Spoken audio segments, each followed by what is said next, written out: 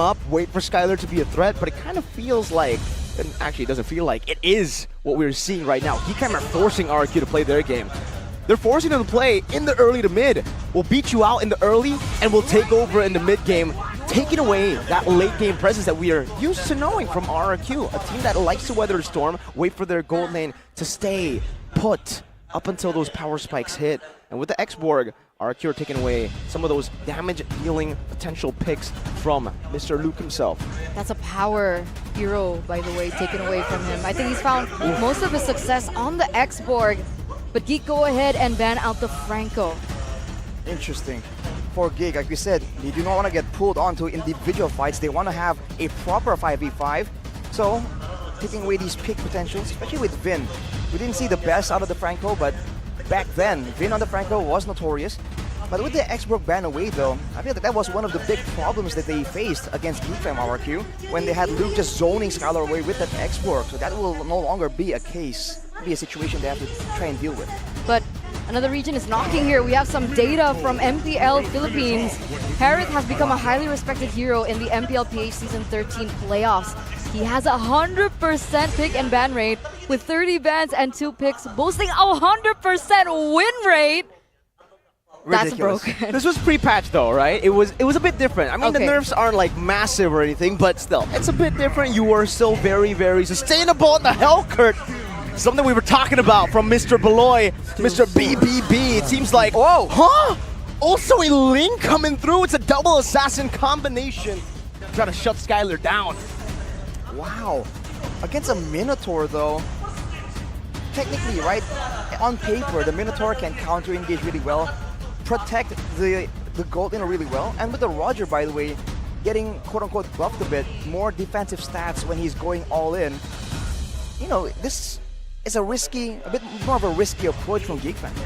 Has Ray picked up a Ling yet? This season? According to my notes, No. he hasn't. I don't think I've seen it. I don't think we've seen him play Ling in MPL even. Oh! Because before he was in Dewa, oh, an Esmeralda Wow. for RRQ. I mean, is it? Okay, yeah, it is. It's going for Dawn. So that will be in the EXP lane. Are they trying to counter the Harith? What's the idea of this Esmeralda in the EXP lane? He's going to be laying against a Barats. Interesting. And no direct counter when it comes to like stealing the shields away. But it's still a sustainable hero, and technically, with Barats not being mobile, there's a chance that the Esmeralda can kind of out-trade and out-bully the Barats in the lane. That'll be in the hands of Dawn to try and see if he can try and shut Luke down and then take that pressure elsewhere.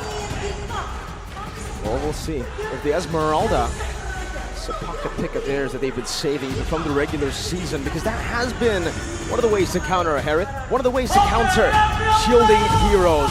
But remember, 100% win rate. Even the regular season, it was unbeatable. Sound the horns, sound the trumpets, because the King Slayers are here. Ladies and gentlemen, welcome to the first game of this best of 5 series between Geek Fam and RRQ Hoshi. Off the bat, 2 Purifiers on the side of Geek Fam. A boy and Chidera for sure.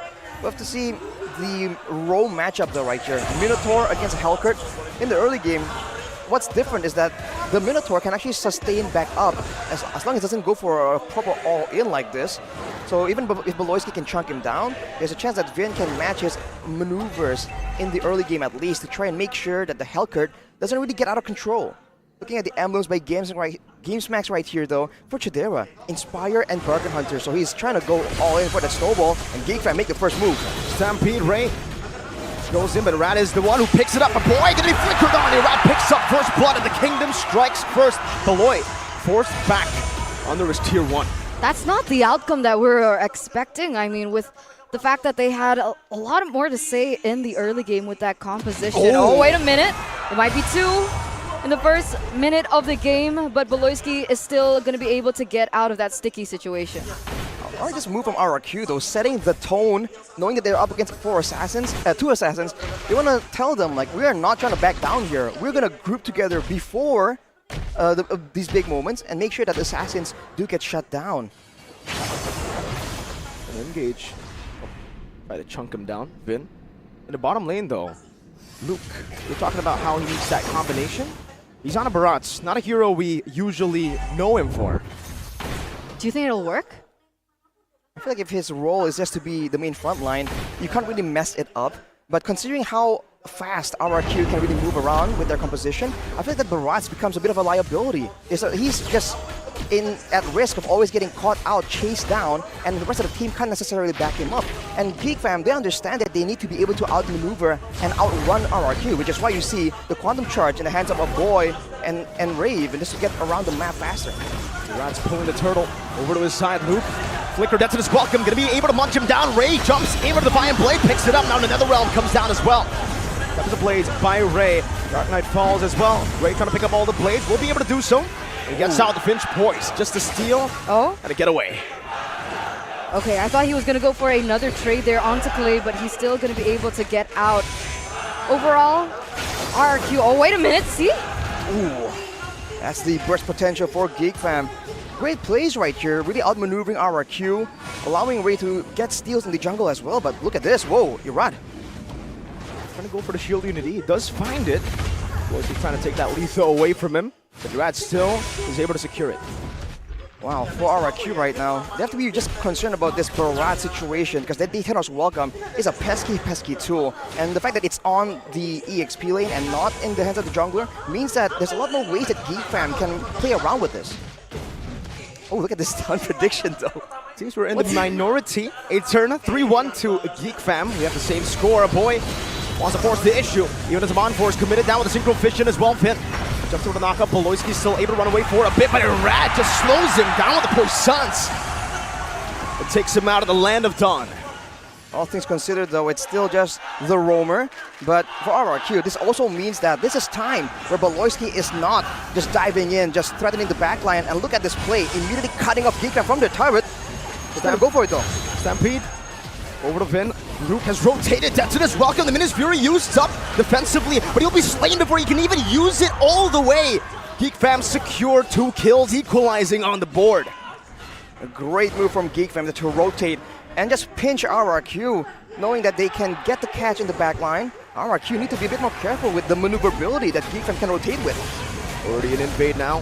With Ray dealing some damage over to Irad, trying to go for the orange buff just right now. Irad with a Poissons walks over, but Ray takes it away. Did use his retry, however.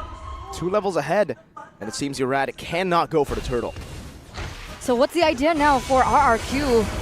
Are they just going to keep on going for these team fights? Are they still going to play into the tempo of Geek?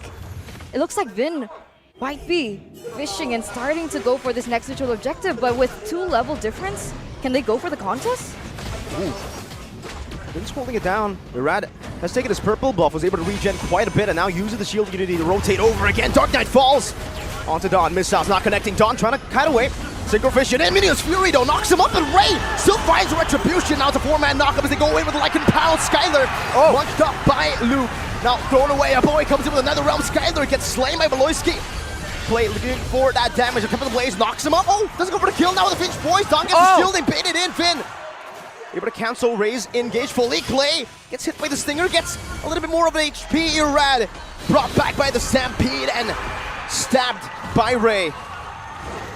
Unfortunate outcome for RRQ right there. They wanted to go for a bit more of an all-in, but Skylar getting hit by the Daytona's Welcome as he just enters that fight just means that the damage output for RRQ is immediately just demolished.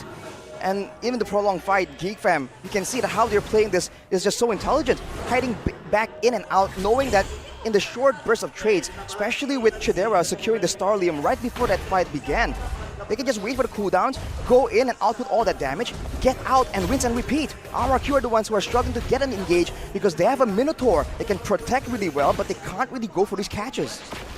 Seems they lack that chase potential, right? A few of those members were low, but when Skylar jumps in, he gets counter engaged on by damage, not by CC.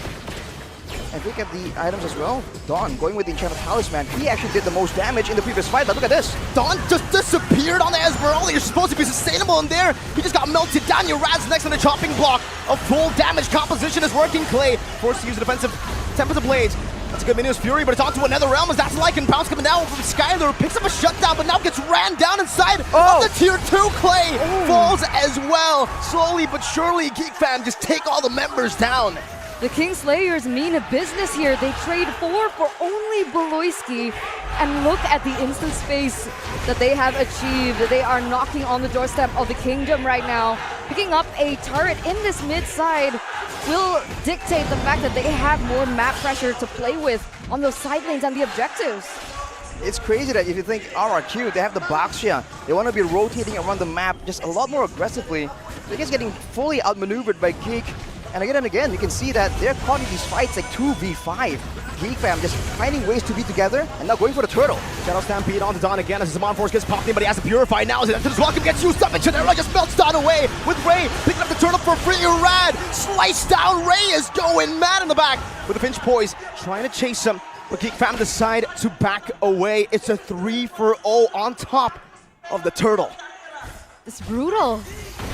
It's That brutal. damage, Geek, man. they played that team fight so well, layering all the resources they were able to get, and even Clay wasn't able to utilize the ultimate coming in from Helkert, from the Faramis, to be able to find an edge in that team fight. And that's a 7.6k gold lead now for Geek.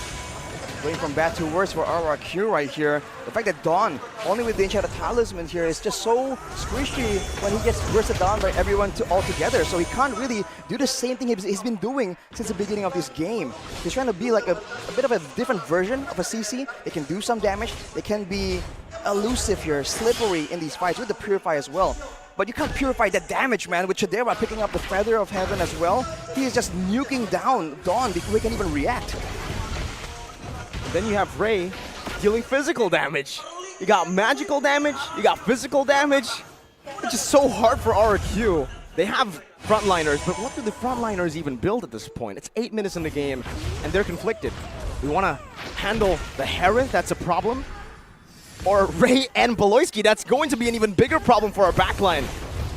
And you know, it seems like Geek want to go for the team fights with the Netherrealm, but if you look at their composition and the way they're building, Helkert and Link can technically do a bit of DPS. They're not really skill reliant, and the Link has the Hascalls as well. Well, they're going in. Chidera just diving deep, and Ray goes in as well. That's a stolen Netherrealm, but now he gets knocked up. No, he's able to dash out just in time. Ray trying to chase him down. Ray! What an assassination in the back, and Vin jumps in onto 4, but no one's there to follow it up. He went in all alone, and now Dawn and Skyler are left to defend the 2 side laners of RQ. What is Ray on in the playoffs? I mean, week number 9, impressive. Wait a second, was that a mistake? Oh, Skyler trying to flicker out, but he gets munched on Luke. You cannot run away from that Detina's welcome. This is so unfortunate. Just everything going wrong for RRQ Hoshi right now. And looks like Irad gets pulled back in as well. Oh, look at the damage! Almost taking the tank down just like that. Dawn can't even walk even further here. And Ray, meanwhile, even I was surprised. He took the Lord all by himself with the Finch Poise. Just rotates over after going for the kills. What is this man on? This is his true retribution. The Retribution just coming out of nowhere. And look at his build, like I was saying, he has the Has Claws, the Berserker's Fury, now the Sea Halberd as well. If you leave him alone, it's not just a danger when he can go in with the Tempest of Blades and go for the skill-based damage. You leave him alone, that DPS, like you saw earlier, being able to just 1v1 the Lord, no issue. That's a lot of problems for RRQ, and I don't think they have enough time to deal with this, because Chidera also picked up the Holy Crystal, so the burst damage, the survivability, they have to really find a big moment here if they do want to extend this game even longer. 3-man SWAT in their souls after this welcome straight in, and they can't even get the Netherrealm down before Chidera bursts him out. It's still in his Zaman Force, they're fighting. A boy gets a Ghost Burster. Skyler's running for the hills on the Lycan form, and Dawn will just succumb to that Dino. Game 1, the King Slayers. They take it. They take game number 1 from RRQ Hoshi in a very dominant fashion, controlling from the early stage of the game. And the one person that honestly caught me by surprise is Ray. He was written down in the regular season. A lot of comparisons between him as well as Hazel. People saying that Hazel is the better jungler, but honestly, his performance today. And remember, this should be his debut in the playoffs.